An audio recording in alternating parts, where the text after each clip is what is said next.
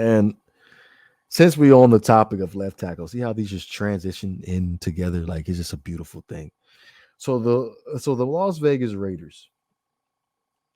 the Las Vegas Raiders, they decided to waive the 2021 first round pick. I believe it was 17th, Alex Leatherwood, uh, due to it just wasn't panning out for him in the Las Vegas Raiders. His productivity was just not there. Um, he was being outplayed by uh, seventh rounder Thaler Munford and Jermaine Aluminor. So it was just not working out for Alex Leatherwood. So it's a possibility the Dallas Cowboys can end up making a move and and possibly sign Alex Leatherwood and possibly plug him in at guard. Um, it's a possibility, but I'm pretty sure a lot of teams are going to be in the running for Alex Leatherwood. The Miami Dolphins, they could be in the running. The New York Jets, considering the fact they just lost Mekhi Becton. Um, a lot of teams could use a left tackle for a low risk, high reward um, situation going into the 2022 season. But it's also I ended up missing out on excuse me. I'm missing out on also the trade. The Las Vegas Raiders ended up trading Trayvon Mullen to the Arizona Cardinals for a 2023 conditional seventh round pick, and it's a possibility that could become a sixth round pick.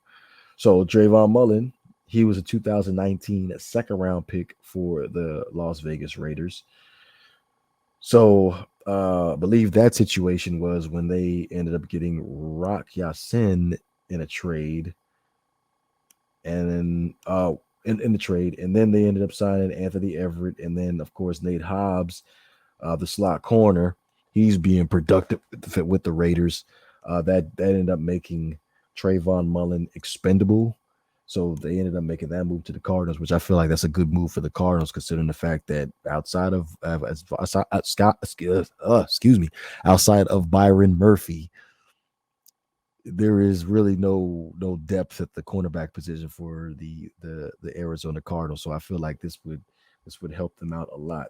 So I went ahead and just looked at it. It was actually a report that came up on Twitter earlier. I looked at it.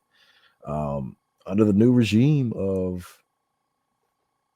Josh McDaniels and Dave Ziegler, like like when you come under a new regime like this, they are not obligated to keep anybody on the roster that was here prior to them coming here. They want to go ahead and bring in their own guys. That's just what it is. So let's just go over the list. Since the whole John Gruden era started, the first round picks that they've had. Um, Clinton Farrell, the the fourth overall pick in the 2019 draft, which I felt in that draft screwed up the whole draft when they made that move because folks just thought that was just a reach.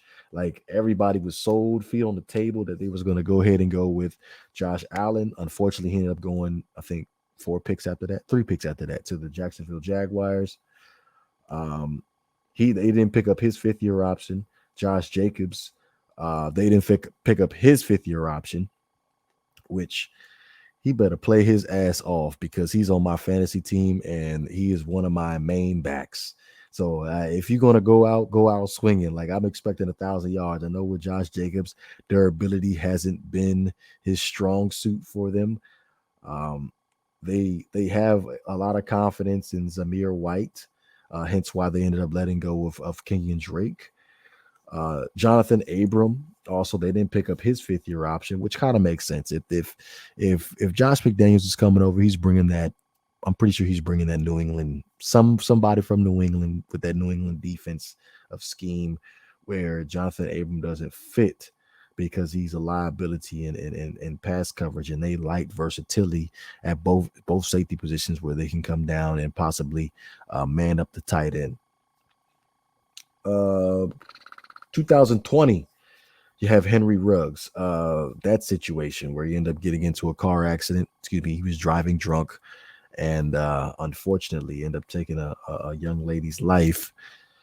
So he is facing charges. We're looking into that as we speak. Damon Arnett, he ended up getting waived from the Raiders during the season last year, if I'm not mistaken. During the season last year, due to the fact that this is ridiculous too.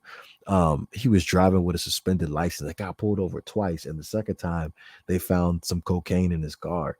Like, I'm sorry, that's like, how stupid can you get? But hey, it's the land of second chances. Nah for the bay. Nah for the bay. We don't care what you said. Nah for the bay. Nah for the bay. Nah for the bay. We ain't hearing what you said. Nah for the bay. Fire!